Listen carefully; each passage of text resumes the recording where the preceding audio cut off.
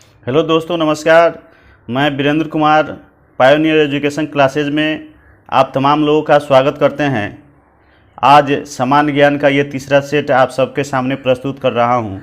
उम्मीद करता हूँ कि ये प्रधानाध्यापक और प्रधान शिक्षक की बहाली में एक महत्वपूर्ण साबित होगा, उपयोगी साबित होगा। तो आप ज़रूर इसे देखें और इसे देख करके लाभ उठाएं। अगर मेरे चैनल पर आप नए हैं तो कृपया मेरे चैनल को ज़रूर सब्सक्राइब करें ताकि ऐसे वीडियो आपको मिलते ही रहें। जब तक परीक्षा समाप्त ना होगी तब तक आपको ऐसे वीडियो मिलते ही रहें।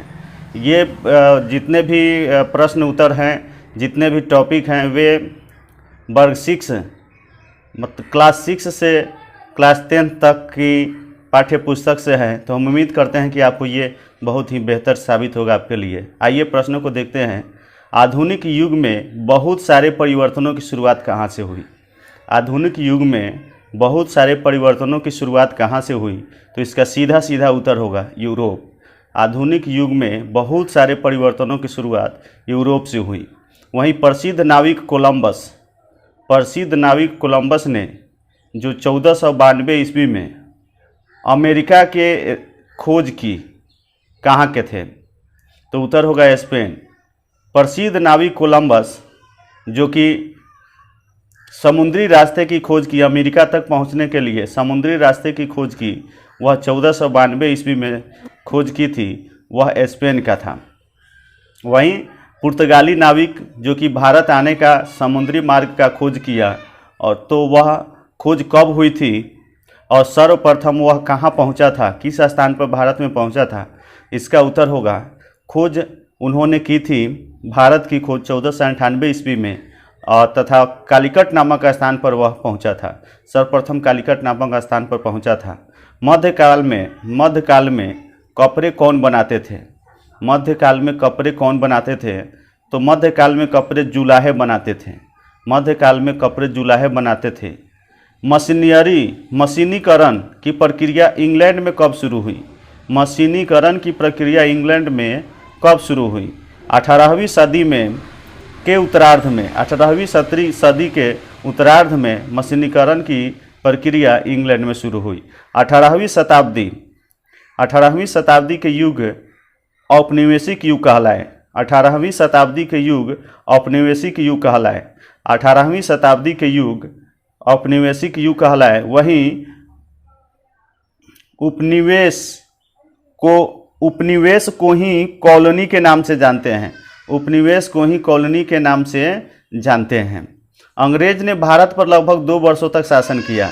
अंग्रेज ने भारत पर लगभग 2 वर्षों तक शासन किया।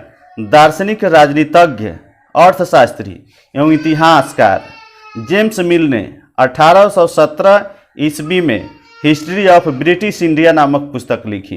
दार्शनिक, राजनीतिज्ञ, अर्थशास्त्री एवं इतिहासकार जेम्स मिल ने 1817 ईस्वी में हिस्ट्री ऑफ ब्रिटिश इंडिया नामक पुस्तक लिखी।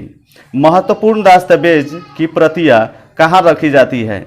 महत्वपूर्ण दस्तावेज की प्रतियां कहाँ रखी जाती है? तो इसका सीधा उत्तर होगा महत्वपूर्ण दस्तावेज की प्रतियां अभिलेखागारों एवं पुस्तकालयों में रखी जाती है। महत्वपूर्ण दस्तावेजों की प्रतियां अभिलेखागारों एवं पुस्तकालयों में रखी जाती है। वर्षों पुराने अखबार, व्यक्तिगत पत्र, डायरी या निजी दस्तावेज आदि कहाँ सुरक्षित रखे जाते हैं? तो इसका सीधा उत्तर होगा पुस्तकालय में। राष्ट्रीय अभिलेखागार कहाँ है?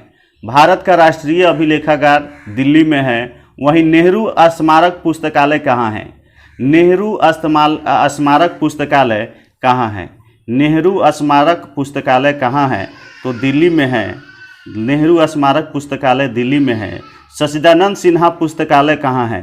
सच्चिदानंद सिन्हा पुस्तकालय कहाँ है? तो उत्तर होगा पटना। सच्चिदानंद सिन्हा पुस्तकालय पटना में है। महत्वपूर्ण व्यक्तियों के भाषण, साक्षात्कार एवं स्मृतियों की रिकॉर्ड कहाँ रखी जाती है? महत्वपूर्ण व्यक्तियों के भाषण, साक्षात्कार एवं स्मृतियों की रिकॉर्ड कहाँ रखी जाती है? उत्तर संग्रहालय होगा। तो इसका सही उत्तर संग्रहालय होगा। भारत में प्रत्येक वर्ष पर 10 वर्ष पर जनगणना की शुरुआत कब की गई? भारत में प्रत्येक 10 वर्ष पर जनगणना होती है, इसकी शुरुआत कब हुई थी?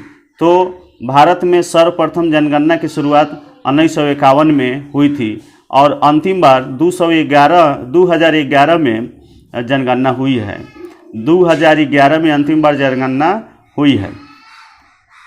गबन, गोदान, कफन यह उपन्यास किसकी रचना है? गबन, गोदान, कफन यह उपन्यास किसकी रचना है? तो मुंशी प्रेमचंद्र की रचना है गबन, गोदान, कफन। भारत में कैमरे का इस्तेमाल सर्वप्रथम 1850 ईस्वी के दौरान हुआ था। भारत में कैमरे का इस्तेमाल सर्वप्रथम 1850 ईस्वी के दौरान हुआ था। बर्मा म्यांमार को ही कहा जाता था। बर्मा म्यांमार को ही कहा जाता था। वहीं सिलोन श्रीलंका को कहा जाता था। सिलोन श्रीलंका को कहा जाता था। पाकिस्तान का पूर्वी हिस्सा अलग होकर बांग्लादेश बना।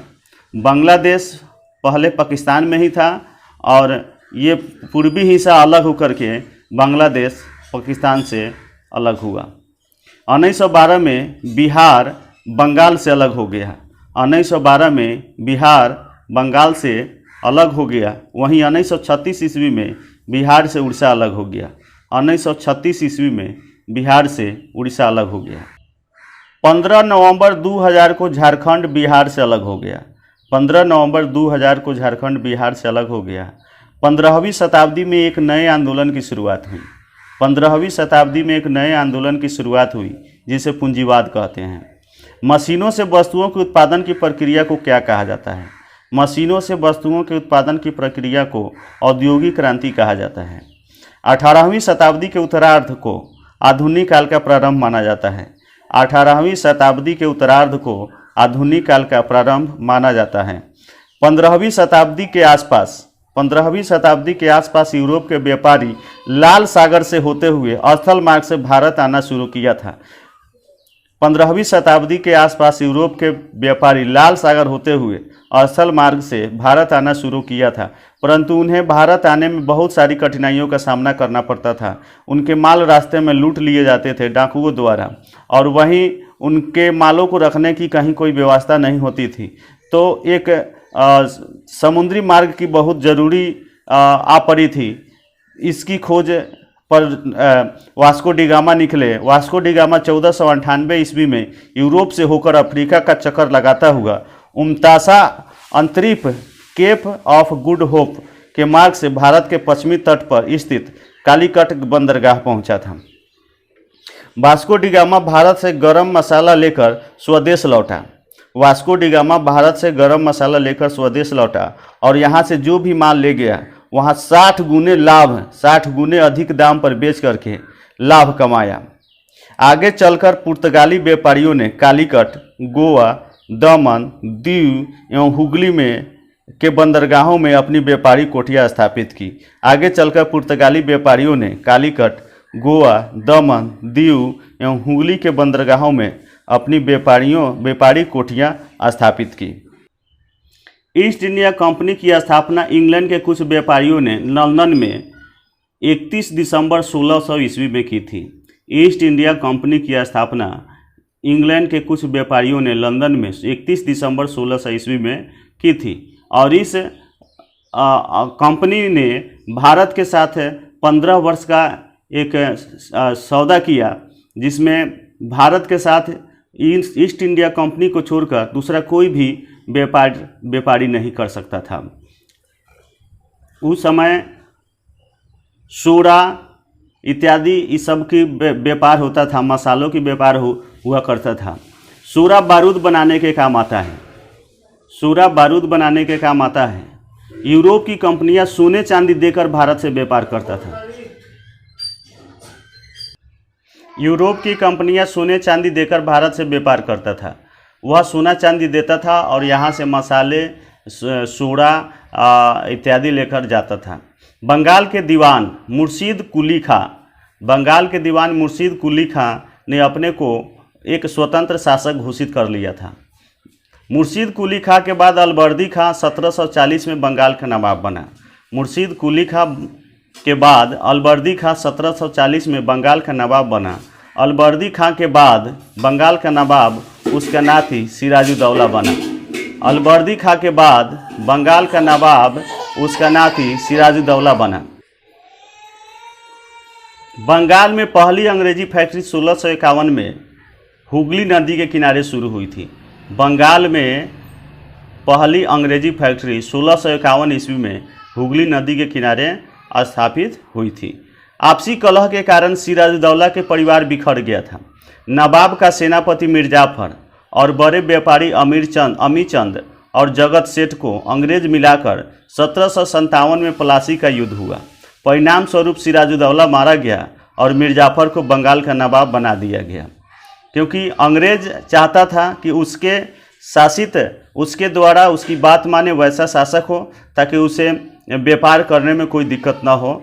तो मिर्जाफर को अपने मन मुताबिक प्लासी के युद्ध में सिराजुद्दौला को हरा करके मिर्जाफर को वहाँ का नवाब बनाया। प्लासी के युद्ध के बाद भारत में कंपनी की सत्ता की स्थापना की शुरुआत हुई। प्लासी के युद्ध के बाद भारत में कंपनी की सत्ता की स्थापना की शुरुआत हुई। मिर्जाफर को जब उसकी गलती का एहसास हुआ तब वो अंग्रेज का विरोध करना शुरू कर दिया।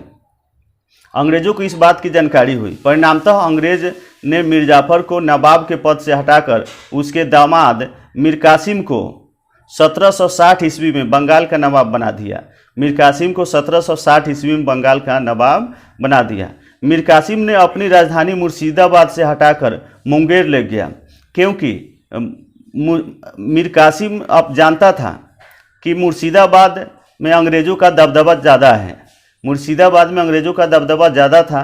इसलिए उन्होंने अपनी राजधानी को वहाँ से हटा करके सुरक्षित मुंगेर ले गया और वहाँ पे किलेबंदी की और अपनी बहुत सारे बड़े सेना की टोलियाँ तैयार की। मीर कासिम ने मुंगेर में बंदूकें एवं तोपों की कारखाने स्थापित की। मीर कासिम को भी एहसास हो चुका था कि वह बहुत बड़ी गलती कर रही है अंग्रेज़ों को साथ दे करके।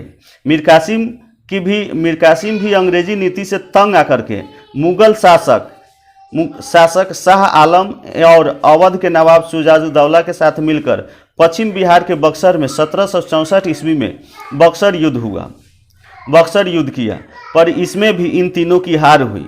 इस युद्ध में अंग्रेज की जीत हुई। रॉबर्ट क्लाइव अंग्रेजों का नेतृत्व कर रहे थे।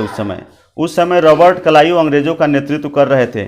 इस हार के बाद 1765 में रॉबर्ट क्लाइव और शाह आलम एवं सिराजुद्दौला के साथ इलाहाबाद की संधि हुई। इस संधि के द्वारा अंग्रेजों को बंगाल, उड़ीसा एवं बिहार की दीवानी मिल गई। इस संधि के अनुसार अंग्रेजों को बंगाल, उड़ीसा एवं बिहार की दीवानी मिल गई। इसके बाद अंग्रेजों ने सहायक संधि का प्रयोग किया। सहायक संधि का प्रयोग लॉर्ड बेलेजली ने किया था। लॉर्ड बेलेजली ने सहायक संधि का प्रयोग किया था। लॉर्ड बेलेजली भारत का गवर्नर 1798 से 1805 तक रहा। 1798 से 1805 तक रहा। सहायक संधि को स्वीकार करने वाला पहला शासक हैदराबाद का निजाम एवं दूसरा अवध का नवाब था। तो दोस्तों, ये वीडियो आपको कैसा लगा कमेंट करके ज़रूर बताइएगा। अगर अच्छा लगा होगा तो बहुत बहुत धन्यवाद।